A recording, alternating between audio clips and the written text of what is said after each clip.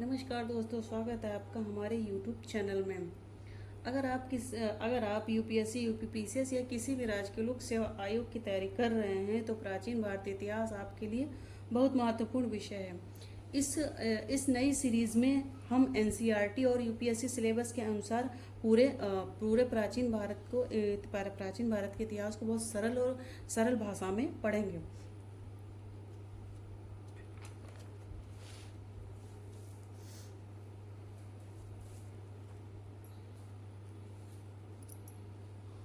अब प्राचीन भारतीय इतिहास क्या है?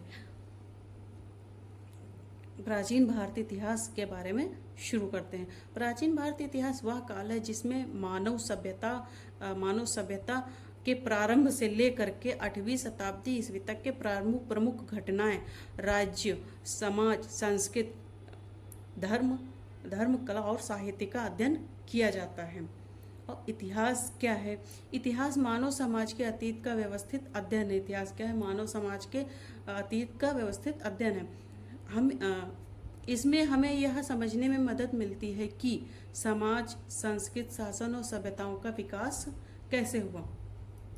इतिहास के स्रोत। इतिहास को जानने के लिए हमें विभिन्न प्रकार के स्रोत मिलते हैं। पहले पुरातात्विक स्रोत। इसमें खुदाई से प्राप्त वस्तुएं भी शामिल हैं। जैसे सिक्के, मिट्टी के बर्तन, मूर्तियां, भवनों के अवशेष, औजार और आभूषण। अब इनसे उस समय के लोगों के जीवन, व्यापार और संस्कृति की जानकारी मिलती है। साहित्यिक स्रोतों के बारे में जानते हैं। इसमें साहित्यिक स्रोत इसमें प्रमुख हैं ऋग्वेद, यजुर्वेद, सामवेद, अथर्ववेद, उपनिषद, रामायण, महाभारत, पुराण और बौद्ध ग्रंथ। ये हमारे साहित्यिक स्रोत हैं। विदेशी यात्रियों के विवरण, मेगानेस्तीस, फयान, वेन्सोंग और इतिसन। इनके विवरण से हमें उस समय की शासन व्यवस्था और समाज और शिक्षा की जानकारी मिलती है। उस समय के शासन व्यवस्था और शिक्षा के बारे में जानकारी मिलती है। अब परीक्षा की दृष्टि से इस टॉपिक से किस तरीके से प्रश्न आते हैं, इसमें कौन कौन से जो है पॉइंट हमारे लिए इम्पोर्टेंट हैं। तो इसमें इतिहास के जो स्रोत हैं वो कितने प्रश्न पूछा जाता है। जो इतिहास के जो स्रोत हैं वो कितने प्रकार से हैं, मतलब कितने प्रकार के होते हैं। तो 3 प्रकार के अभी आपने पढ़ा, पुरातात्विक, साहित्यिक और यात्रियों के विवरण। 3 प्रकार के स्रोत होते हैं। अब अभी दूसरा क्वेश्चन बनता है, ऋग्वेद सबसे प्राचीन वेद है, ये तो है। अब क्वेश्चन इस पे प्रश्न ये बनता है कि सबसे प्राचीन वेद कौन सा है। तो सबसे प्राचीन वेद कौन सा है? ऋग्वेद। सबसे प्राचीन वेद है ऋग्वेद। मेगानेस्तीस जो चंद्रगुप्त मौर्य के समय भारत आया था। मतलब ये भी सवाल बनता है, मेगानेस्तीस जो है किसके शासनकाल में भारत आया? तो चंद्रगुप्त मौर्य के शासनकाल में भारत आया था। फयान गुप्त काल में भारत आया था। ये भी सवाल बनता है, फयान किस काल में भारत आया? तो गुप्त काल के भारत आया था, गुप्त काल में भारत आया था। वेन्सोंग हर्षवर्धन के समय भारत आया था। वेन्सोंग जो हर्षवर्धन के शासन काल में भारत आया था। अब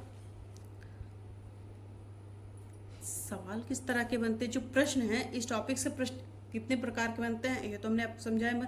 प्रश्न किस तरीके के बनते हैं ये भी आप देख लीजिए। अब भारत का सबसे प्राचीन वेद कौन सा है? बहुत लोग कहते हैं बहुत सरल है, प्राचीन वेद कौन सा है? ऋग्वेद है। सबसे प्राचीन वेद कौन सा है? ऋग्वेद है।